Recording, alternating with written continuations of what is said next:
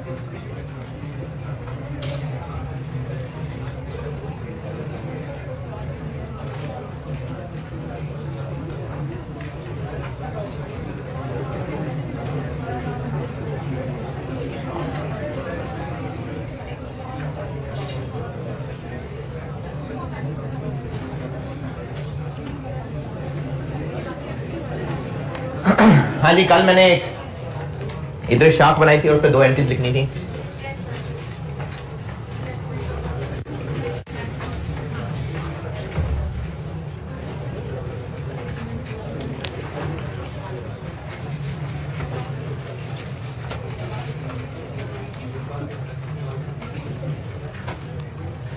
अच्छा, इसके लिए 2 एंट्रीज कर रहा हूं और उन एंट्रीज की मेरे पास कोई खास लॉजिक नहीं है, मुझे भी नहीं पता, बहरहाल प्रैक्टिस है तो है।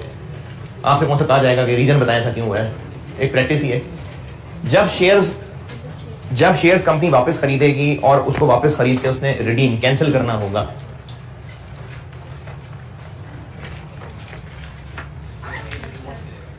नहीं मुझे लगता है ये खराब है,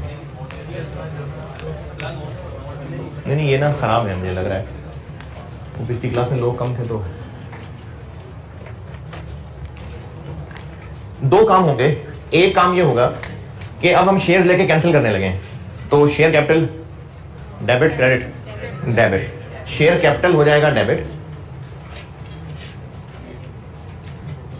और एक रिजर्व क्रिएट होगा, उसको कहते हैं कैपिटल। रीपरचेज का वर्ड भी यूज कर सकते हैं, रिडेम्पशन का वर्ड भी यूज कर सकते हैं, क्या वाले यूज कर लेते हैं।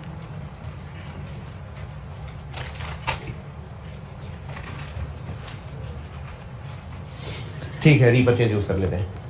कैपिटल रीपरचेज रिजर्व के नाम से एक अकाउंट क्रेडिट हो जाएगा।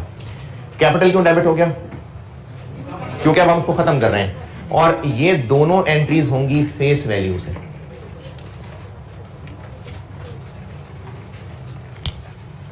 ये दोनों एंट्रीज फेस वैल्यू से होंगी।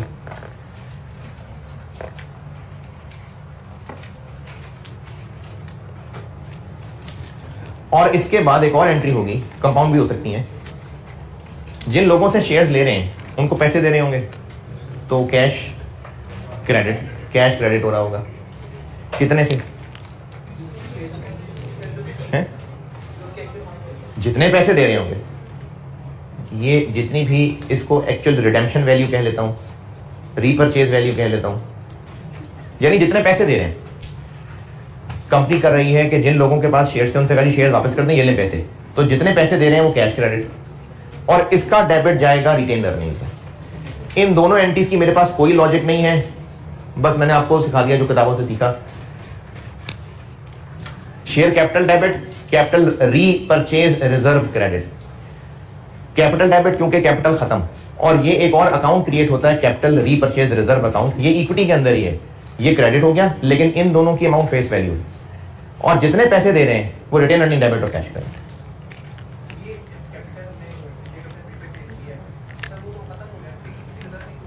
नहीं, कंपनी थोड़ी खत्म हो गई, खत्म हो गई, कैपिटल क्रेडिट डेबिट होकर खत्म हो गया। कैपिटल तो खत्म हो गया ना, कैपिटल खत्म करना था, कर दिया, कैपिटल डेबिट खत्म। अब रिजर्व्स के अंदर अगर आप इसका नेट रिजल्ट देखें तो रिजर्व्स में से एक चीज डेबिट और एक चीज क्रेडिट हुई है। कैपिटल खत्म हो गया, कैपिटल खत्म हो गया, बस एक रिजर्व क्रिएट किया, कैपिटल रीपरचेज रिजर्व अकाउंट। होगी अल्लाह जाने से कोई लॉजिकल कोई लीगल मंतक होगी, मुझे नहीं पता। एक रिजर्व अकाउंट क्रिएट होता है, तो रिडेम्पशन के लिए ये 2 एंट्रीज हैं। जब शेयर्स कैंसिल करेंगे, capital debit, capital repurchase reserve, और ये दोनों फेस वैल्यू से हैं, लेकिन जितने पैसे दे रहे होंगे उसकी ये एंट्री। और ये जितनी चीज़ें मैं आपको सिखा रहा था सब पूरी हो गई। अब चेंजेस इन इक्विटी पढ़ते हैं कि वो होती क्या है।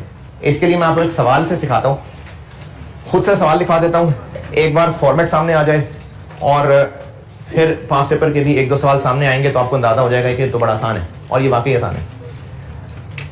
बस ये चीज़ें हो गई पूरी। अब एक सवाल लिखिए। इस सवाल से ना मैं आपको एक statement of changes in equity का फॉर्मेट सामने लाने लगा हूं।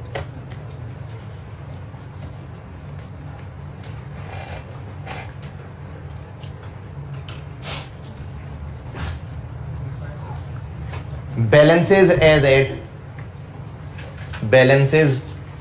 as at 1st July 20, balances as at 1st July 20।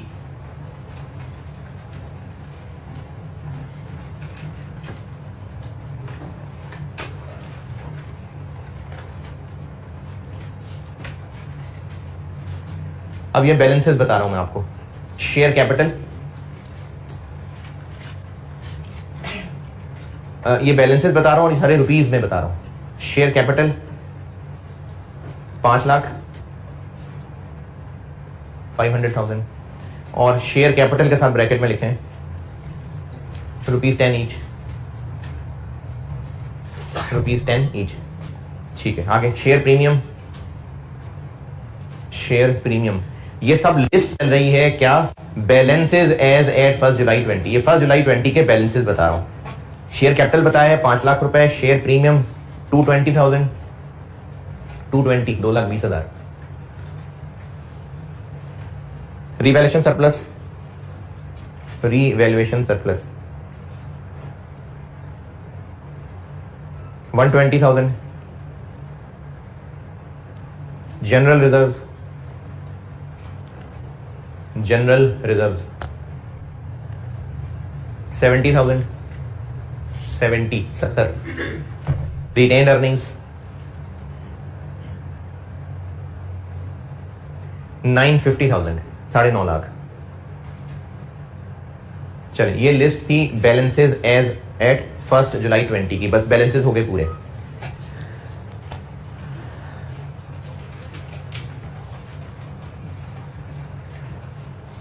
अच्छा, उसके बाद ना मैं अब आपको कुछ इंफॉर्मेशन लिखाऊंगा 2022 2021, यानी मैं बोलूंगा प्रॉफिट 22 और 21 का।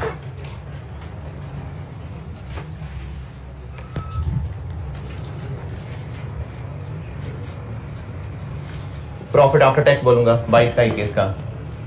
रिवैल्यूएशन गेन बोलूंगा 22 का 21 का। इसी तरह से ना मैं आपको कुछ चीजें 22 और 21 दोनों की बताने लगा। तो अदर इंफॉर्मेशन 22 और 21। Profit after tax, profit after tax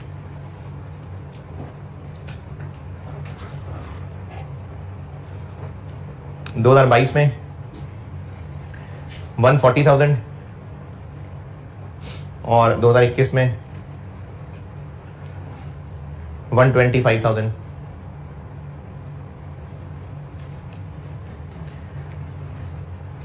revaluation gain slash loss, और ये OCI साथ लिखें, OCI रिवैल्यूएशन गेन या लॉस OCI। 22 में पॉजिटिव 15,000, 15,000 यानी 22 में गेन हुआ, और 21 में -7,000 यानी 21 में लॉस था।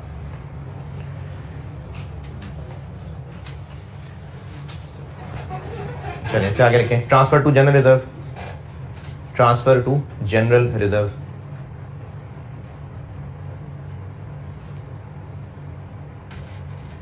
दोनों ईयर्स में 10,000, 22 में भी और 21 में भी 10,000। फिर लिखिए इंक्रीमेंटल डेप्रिसिएशन, इंक्रीमेंटल डेप्रिसिएशन ये क्या चीज होती है? इंक्रीमेंटल डेप्रिसिएशन वो जो रिवैल्यूएशन मॉडल में हम लोग सरप्लस से रिटेन अर्निंग को ट्रांसफर करते हैं, तो ये वो चीज है। इंक्रीमेंटल डेप्रिसिएशन 2022 में लिखिए 3000 और 2021 में 2000।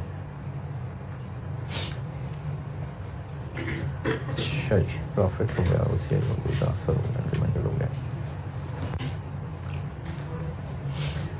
ठीक है, ये 20 और 21 कॉलम में जो चीज चल रही थी ये खत्म हो गई। अब आगे और लिखें बात, यानी 20-21 वाले कॉलम की तमीज खत्म। अब आगे अगला एक पॉइंट है ऑन। अब ये गलत पॉइंट है, ठीक है, 20-21 कॉलम में नहीं है, 20-21 कॉलम वाली बातें पूरी हो गई। On 1 November 2020, on 1 November 2020 company made a right issue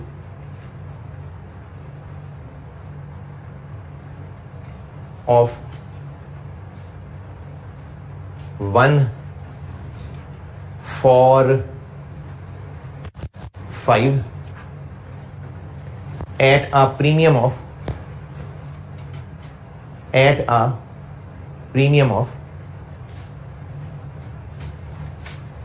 8 रुपए पर शेयर, रुपीज 8 पर शेयर।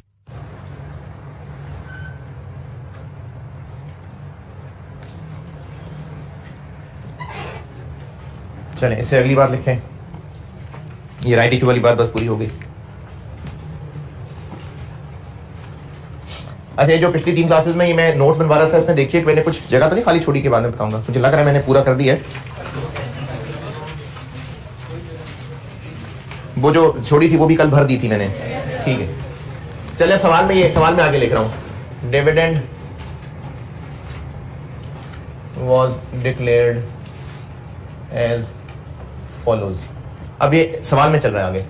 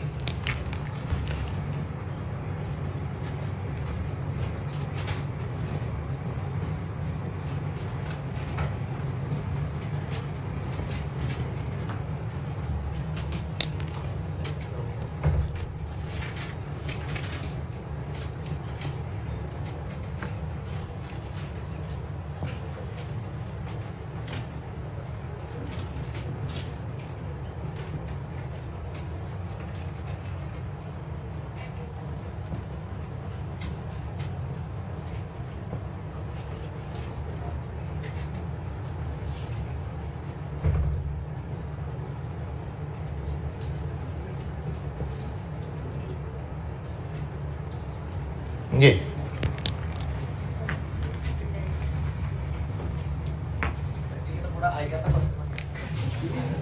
तो आई क्या पहली खाना।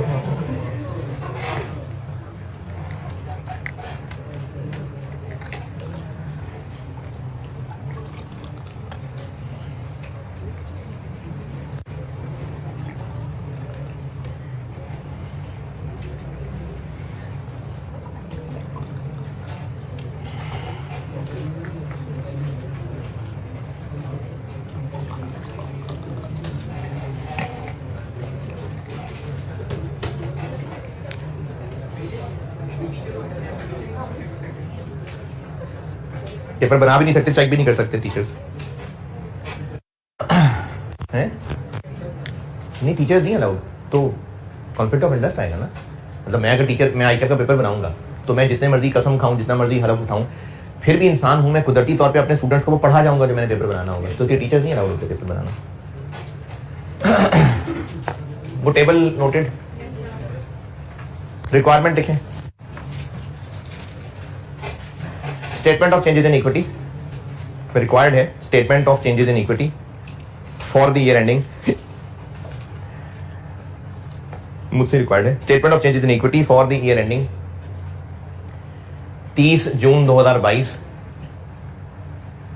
30 जून 2022, और ब्रैकेट में लिखिए इंक्लूडिंग कंपैरेटिव फिगर्स।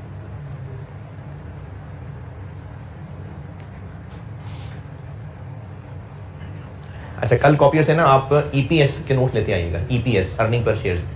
यार हैदर अब तो ठीक चल रहा है, बस उस वक्त शोर बहुत ज़्यादा था, तो मैंने वॉल्यूम कम किया हुआ है, तो ठीक है, बता नहीं हुआ उसके बाद दोबारा। चल अच्छा, ये ना काफ़ी सारे होंगे वो मैंने ये पहले CFAP में होता था टॉपिक, और ये पिछली टाइम में FR1 में आया था। तो ये आपको टोटल मेरा ख्याल है मैंने स्कॉपियर को कुछ 6 फाइलें दी हैं, लेकिन मैंने उसको कहा था कि बेसिक और डायलूटेड मिला दे। तो आपको बता देता हूँ, आप कॉपियर से लेंगे तो 6 फाइलें मिलेगी, और ऑनलाइन वालों को मैं 6 फाइलें अपलोड कर रहा हूँ।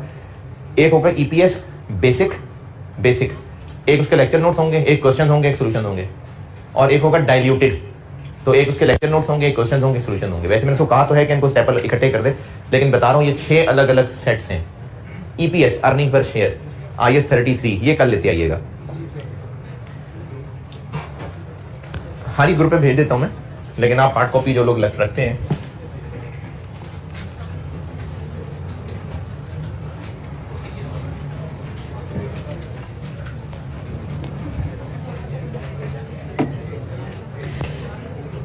ये जो अभी statement of changes in equity है, इसका एक फॉर्मेट स्केड्यूल से मिलता जुलता ही होता है, और मुझे लगता है मैंने पहले इस पे बात की हुई है स्केड्यूल बनाते हुए कि अगर आपको लगता है कि आप ऐसे एक पेज पे मैनेज नहीं कर सकते तो आप ऐसे लिख लिया करें, और अगर ऐसे भी नहीं लिख सकते तो ये पूरा एक आंसर है, बिल्कुल एक्सेप्टेबल है एग्जाम में कि आपका आंसर ये चल रहा हो, कोई मसला नहीं है इसमें।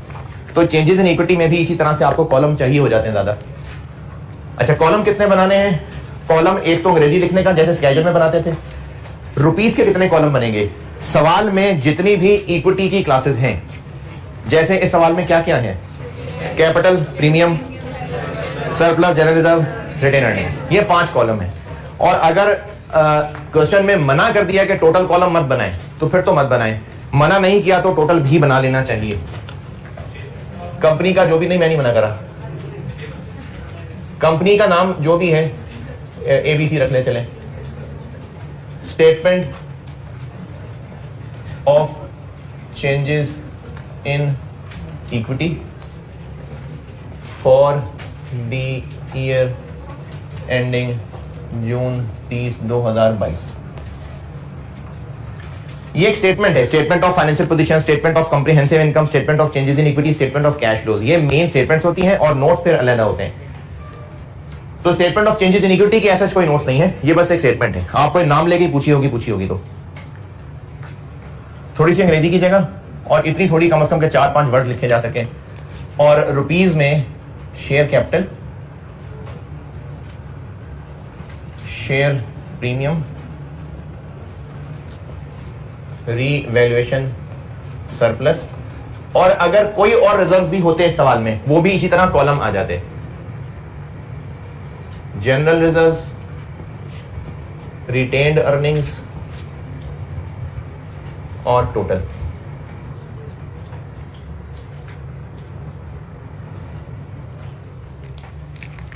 इधर अंग्रेजी, और ये 6 कॉलम।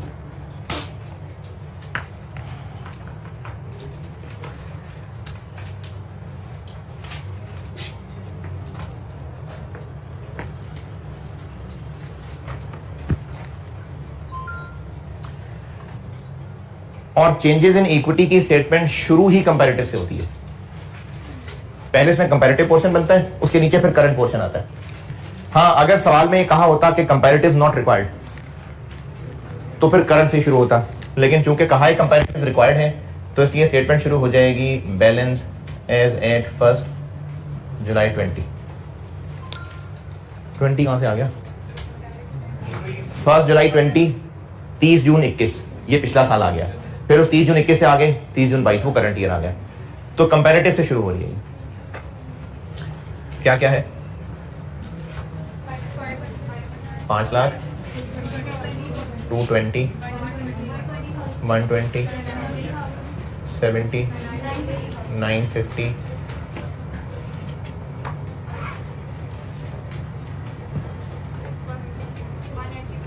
1860 000। चले यहां तक पहुंचे, फिर मैं आगे आपको एक तरतीब बताता हूं।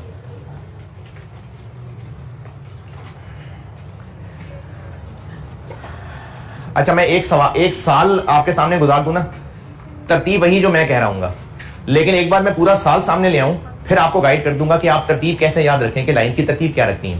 एक बार मैं पहले खुद तरतीब अपनी मर्जी से आपको बता रहा हूं।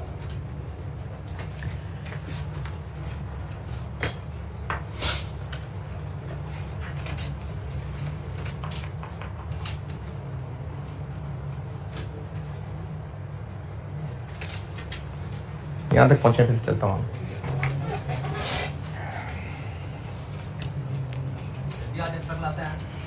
आज कॉस्ट की कॉस्ट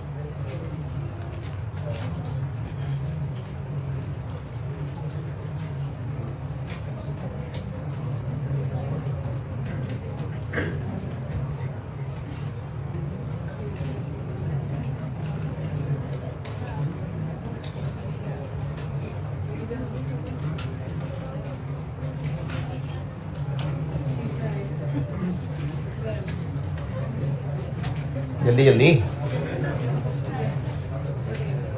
यहां तक।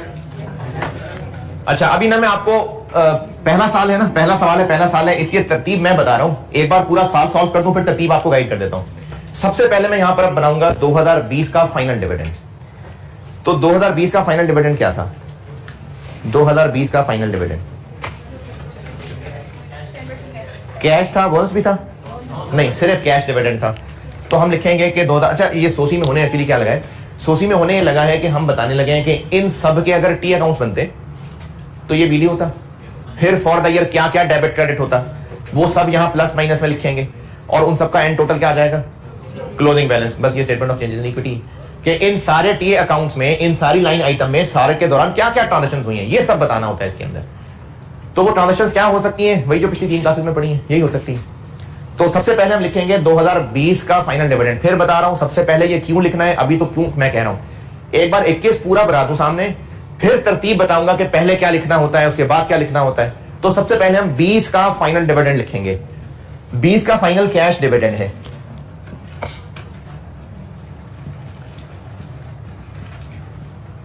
कितना है? किस पे लगेगा 10%? 5 लाख के ऊपर।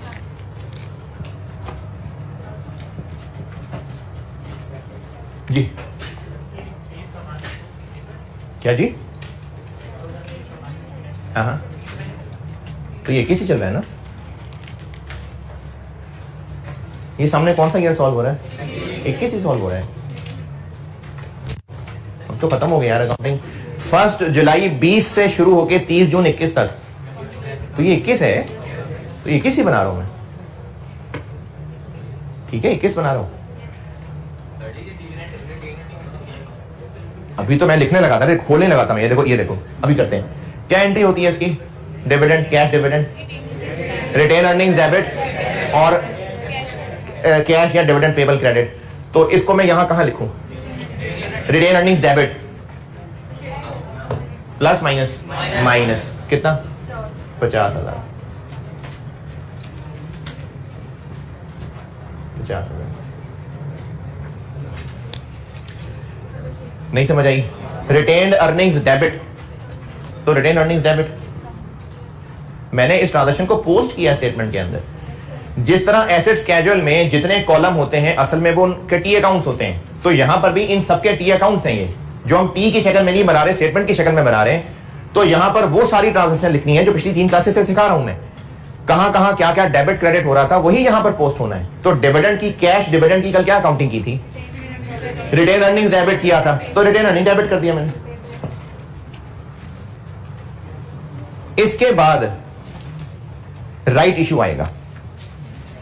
कब हो रहा है राइट इशू? 1 नवंबर 20।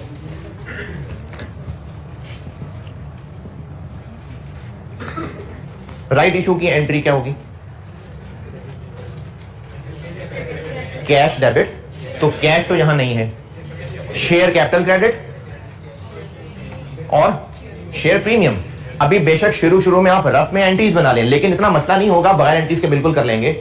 Cash debit, share capital credit, share premium credit. लेकिन इनकी फिगर्स के लिए क्या चाहिए होगा आपको? पता तो चले कितने शेयर इशू किए हैं। तो कितने शेयर इशू किए? कितने राइट शेयर इशू किए?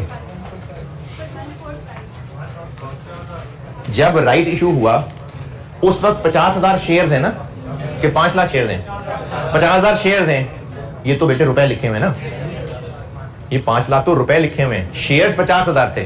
कितने राइट शेयर इशू किए? 1 फॉर 10,000 शेयर इशू किए। तो उन 10,000 शेयर्स की फेस वैल्यू कैपिटल में और जो ऊपर वाला 8 रुपए है वो प्रीमियम है,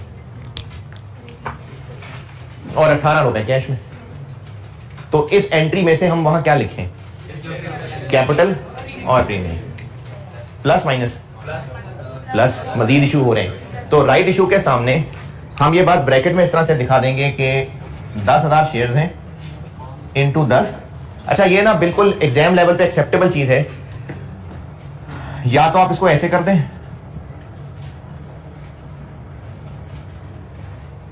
ये क्या किया मैंने बता दिया पेपर मार्कर को कि ये मैं डालने लगा हूं यहां पर, ये डालने लगा हूं प्रीमियम में। ये भी ठीक है, मैं तो ऐसे पर्सनली ऐसे करूंगा। आईकैप के सोल्यूशन में आपको ये हुआ भी मिलेगा कि 10,000 इंटू 10, 8। ये क्या कहा हमने कि एक बार इसको इससे मल्टीप्लाई कर रहे हैं हम और एक बार, ये भी बिल्कुल एक्सेप्टेबल प्रेजेंटेशन है। हमने बस बताना है कि हम क्या कर रहे हैं, हमने कैसे कैलकुलेट किया है। और 10,000 चूंकि ये आसान था, 10,000 145, तो इसलिए एग्जामिनर को इस पर एतराज नहीं है कि इसने 10,000 कैसे निकाला है। लेकिन अगर आप ये 10,000 भी निकाल के दिखाना चाहते हैं, जो कि अच्छी बात है,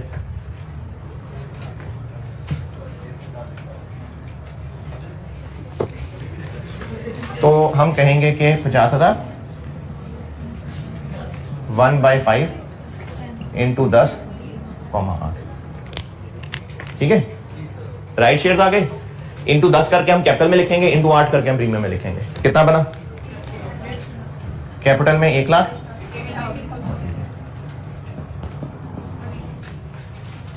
$180,000।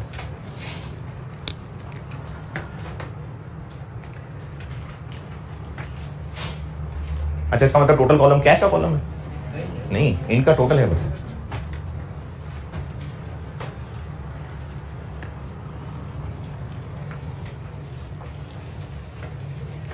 Statement of changes in equity में हमने जितने इक्विटी कॉलम बनाए हुए हैं, इनमें होने वाली ट्रांजैक्शंस लिखनी है। यहां पर जहां जहां ये डेबिट क्रेडिट हो रहे हैं, वहां पर इनको यहां प्लस माइनस में लिखना है।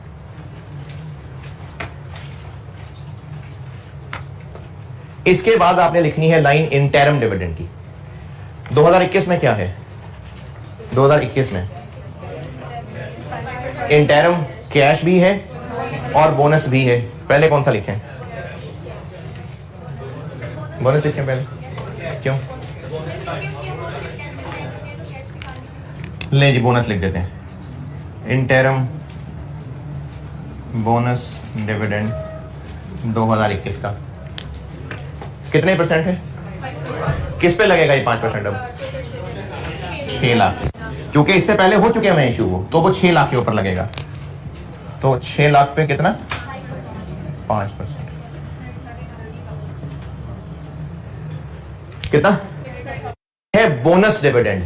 बोनस डिविडेंड 30,000 का bonus dividend. Entry bonus dividend, retained earnings debit, यानी यहां से लेस, और शेयर कैपिटल क्रेडिट तो यहां पर ऐड।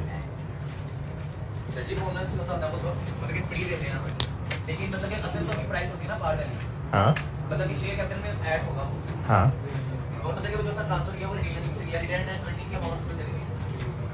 कल वाला लेक्चर सुन लिया?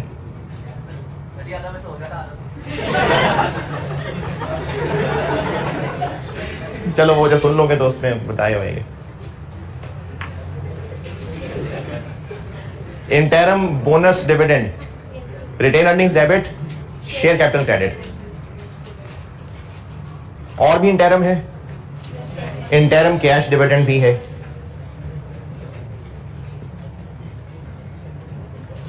कितना है? वो भी 5% ही है। अब वो 5 किस पे लगेगा? बिल्कुल नहीं, अभी भी वो 6 लाख पे ही लगेगा।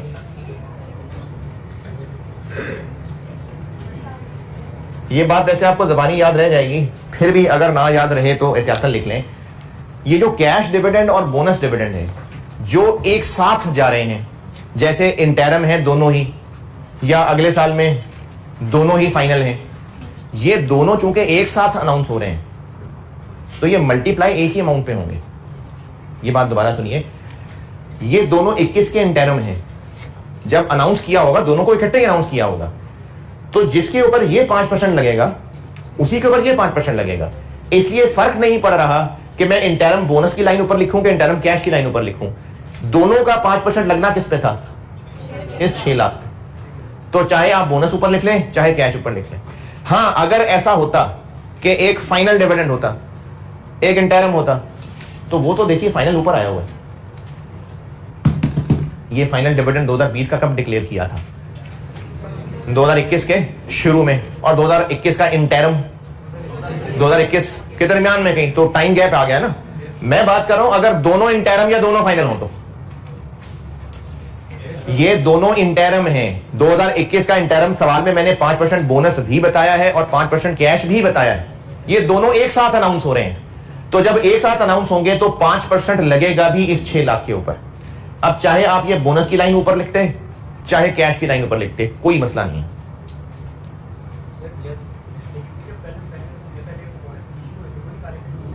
वो डेट अलग अलग थी, वो सवाल कल वाला देखो, डेट अलग रखी थी मैंने, सेम डेट तो नहीं रखी थी।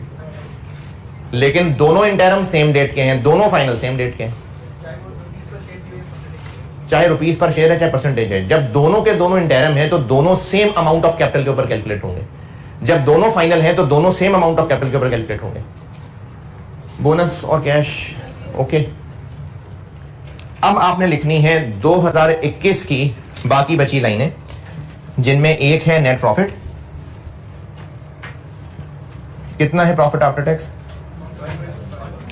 2021 का? इस प्रॉफिट आफ्टर टैक्स यानी नेट प्रॉफिट को इस सोसी में बताइए किस कॉलम में लिखना चाहिए? वो रिटेन अर्निंग्स में आके ऐड होगा, तो रिटेन अर्निंग में ऐड हो जाएगा 125,000।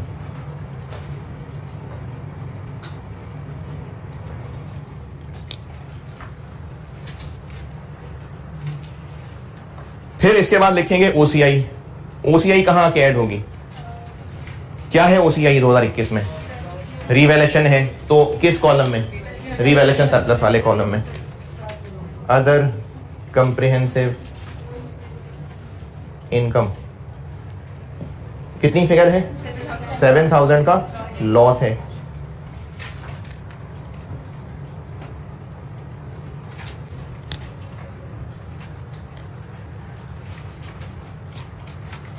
और सबसे आखिर में आप लोग लिखेंगे दोनों ट्रांसफर्स। एक ट्रांसफर है रिटेन अर्निंग से जनरल रिजर्व को, कितना है? कहां कहां लिखूं बताएं? रिटेन अर्निंग से जनरल रिजर्व को ट्रांसफर है, तो रिटेन अर्निंग्स में से माइनस कर देंगे डेबिट, और जनरल रिजर्व क्रेडिट कर देंगे।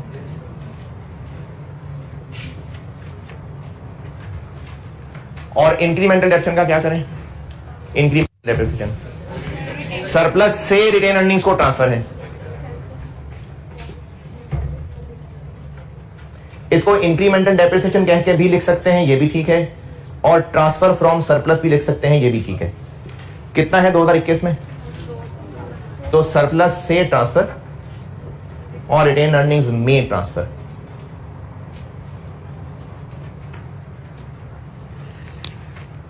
इस 2021 वाले पोर्शन में इस बात के अलावा कि आपको कैसे पता तरतीब में क्या पहले लिखना है क्या बाद में लिखना है, इस बात के अलावा जो पूछना है पूछें, तरतीब के अलावा पूछें जो पूछना है।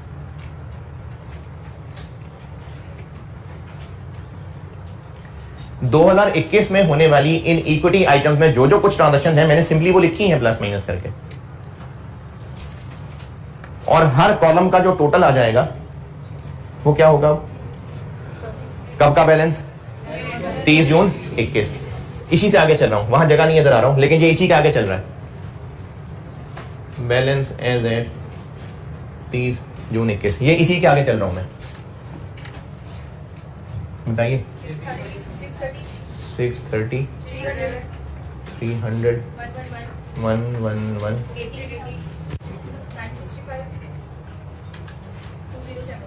207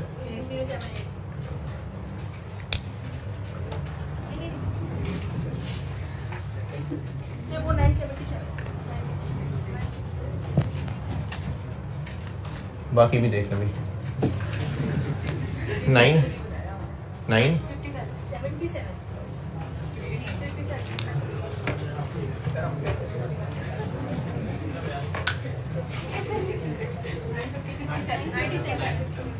957 आखिरी, बाकी देख लीजिए, ठीक है।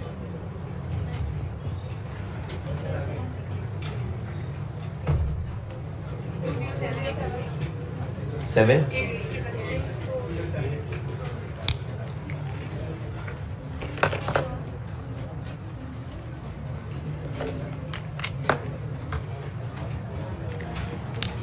अच्छा, इस 2021 को सॉल्व हुआ देख के सामने टाइमिंग के एतबार से कोई तरतीब समझ आ रही है? नहीं?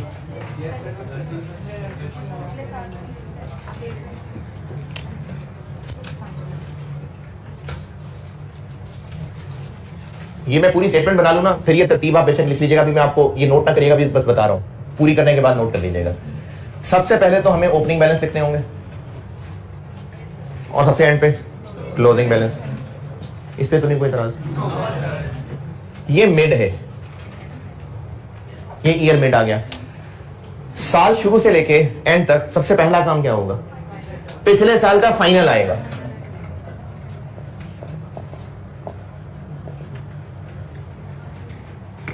मिड के बाद इस साल का इंटरम आएगा।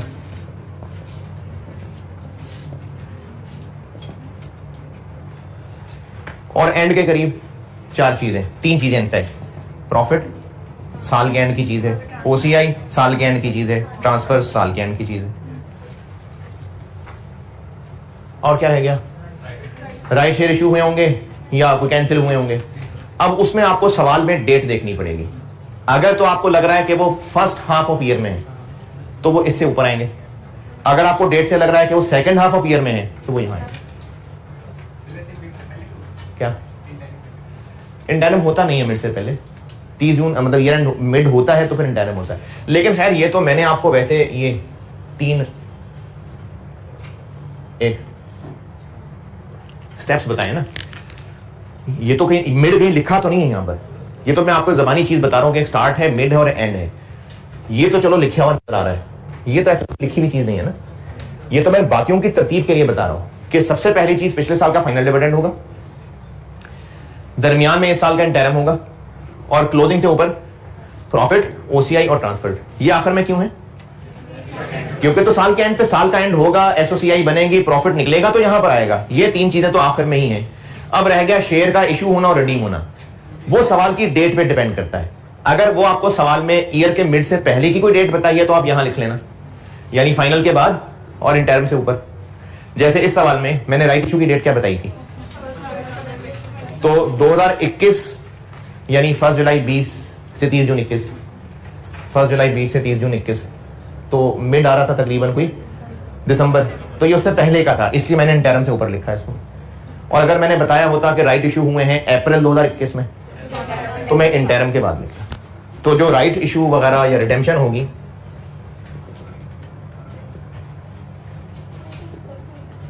फर्क पड़ जाएगा, इसलिए कि आपने राइट इशू अगर यहां लिखने की बजाय यहां लिख लिया तो डिविडेंड की कैलकुलेशन गलत कर जाएंगे ना। तो इसलिए राइट इशू लिखना टेक्निकल है, इसलिए फर्क पड़ रहा है। अदरवाइज अगर आप प्रॉफिट ऊपर लिख लें तो कोई बात नहीं, वैसे बुरा लग रहा होगा लेकिन कैलकुलेशन में फर्क नहीं पड़ेगा। लेकिन इंटरम डिविडेंड के लिए इंपॉर्टेंट है कि आप राइट इशू कहां लिख रहे हैं। जी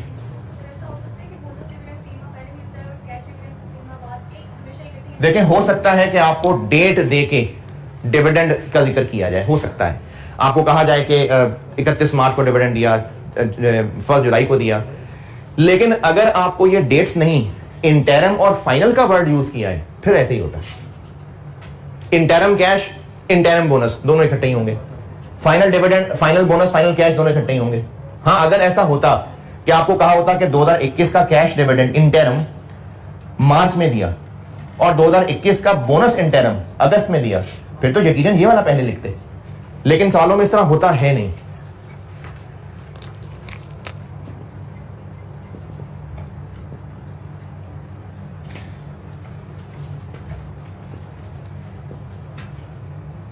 ये मैंने एक तरतीब लिखी है, आप इस सवाल को पहले देख लें कितनी जगह घेरता है, फिर तरतीब ये नोट कर लेना। ये तरतीब है आइटम्स की। चलें आगे चलते हैं। अब 2021 खत्म हो गया, इसी को आगे चलाएंगे तो ये क्या है? ये 22 का ओपनिंग बन गया। अब यहां से 22 शुरू हो गया। चलें जी, 22 में सबसे पहले ओपनिंग आ गया। अब आगे 21 का फाइनल, तो 21 का फाइनल क्या था? बोनस भी था या सिर्फ बोनस था? सिर्फ बोनस था। फाइनल बोनस डिविडेंड 2021 कितने परसेंट है? अब ये 10 किस पे लगेगा? 6.30 से। चूंकि बोनस डिविडेंड है, बोनस है इसलिए कैपिटल में ऐड होगा, और डिविडेंड है तो रिटेन अर्निंग से लेस होगा।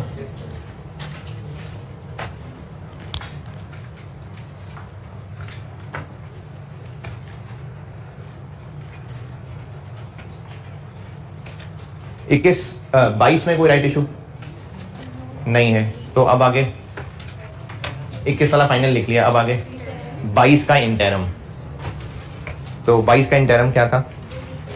दोनों हैं, पहले क्या लिखें? जो मर्जी लिख लें, दोनों इंटरम हैं, जो मर्जी लिखें, कैलकुलेशन सेम होगी।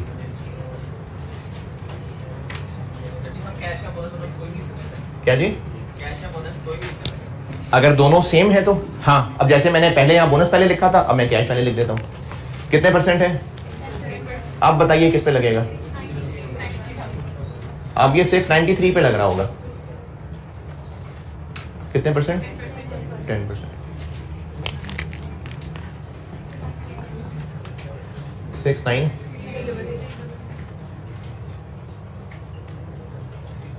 और इंटरम बोनस भी 10% है, वो 5% है।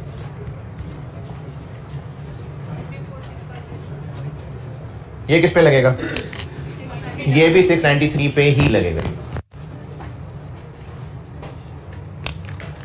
चूंकि बोनस है तो यहां भी आएगा 34650, और डिविडेंड है तो यहां भी आएगा।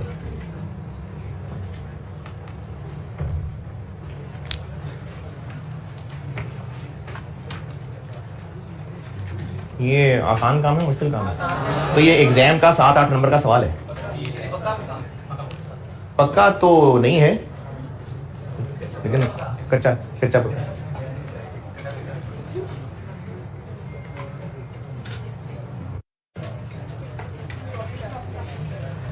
फिर प्रॉफिट आफ्टर टैक्स आ गया।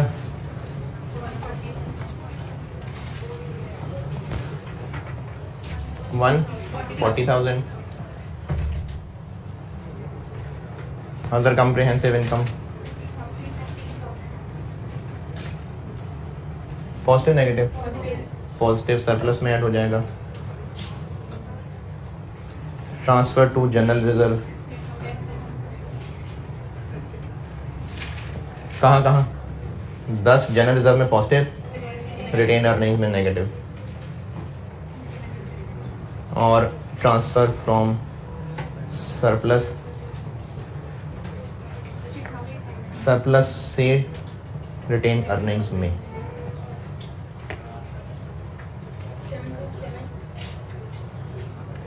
727650, 3 लाख 123 90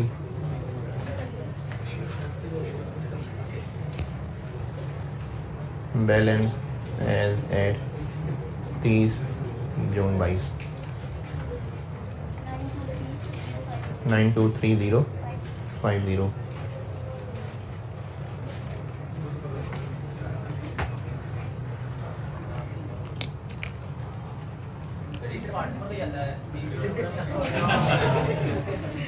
नहीं 8 के नहीं, मतलब इतना भी सिंपल नहीं होगा, इसमें आई से 8 मिक्स हो जाएगा, लेकिन मेन यही है 216।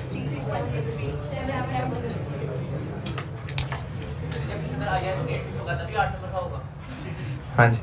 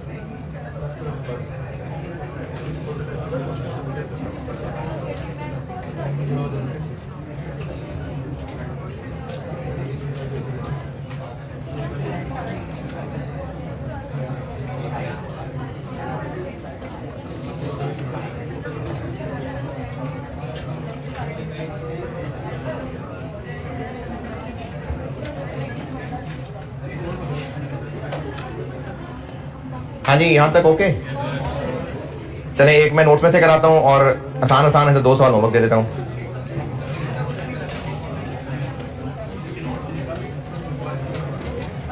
सोसी के नोट्स में आ जाए, उसमें से सवाल करते हैं। क्या हो गया? ये कॉपी से लिए नहीं हुए आपने?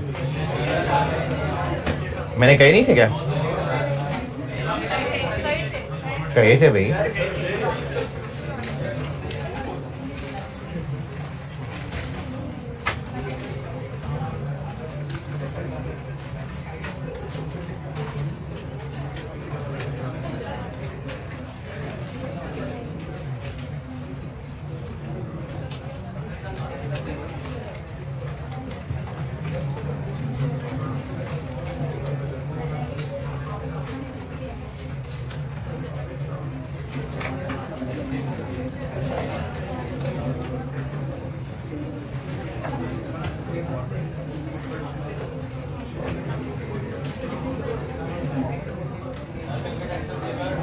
यार वो तो मैंने बता दिया था, याद भी नहीं मुझे। मिक्स्ड आईएएस वाला, वही नोट वाला सवाल।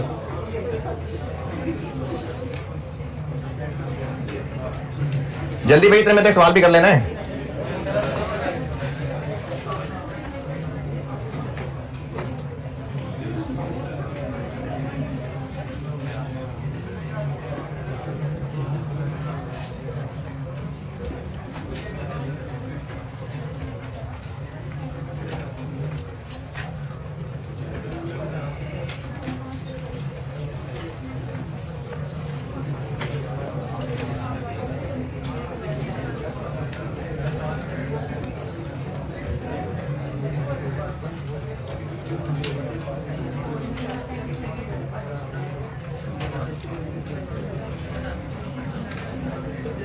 ये आसान है कि मुश्किल है?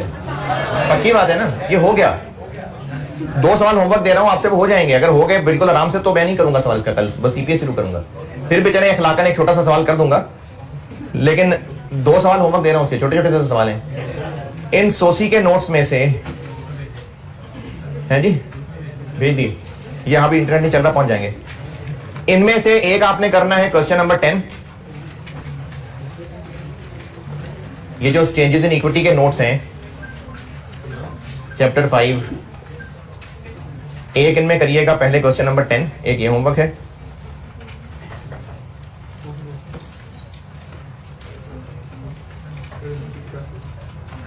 और एक है क्वेश्चन नंबर 8।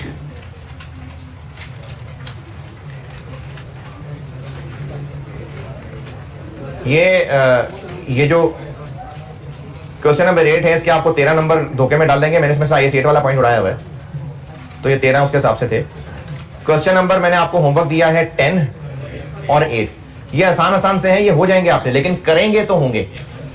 ये दोनों आप कराइए, मैं कल इखलाकन एक सवाल इसका और करा के बस फिर ईपीएस शुरू कर दूंगा, और कल इसके 1-2 सवाल और होमवर्क दे दूंगा। लेकिन ये इतना ही है, ये खत्म हो गया। क्वेश्चन नंबर 8 होमवर्क कहाँ है और क्वेश्चन नंबर 10 होमवर्क कहाँ है मैंने आपको?